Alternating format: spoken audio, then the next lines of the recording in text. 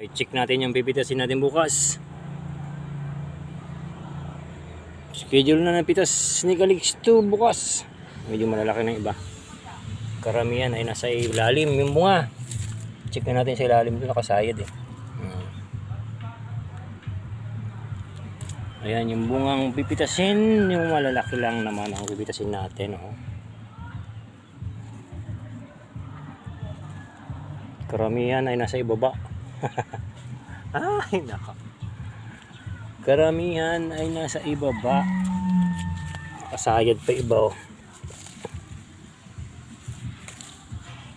Yan, pitasin natin bukas.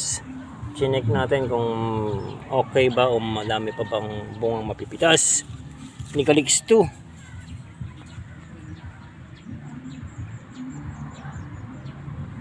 Ayan, yung itsura. Na-update lang natin, baka i-schedule na ng pitas bukas.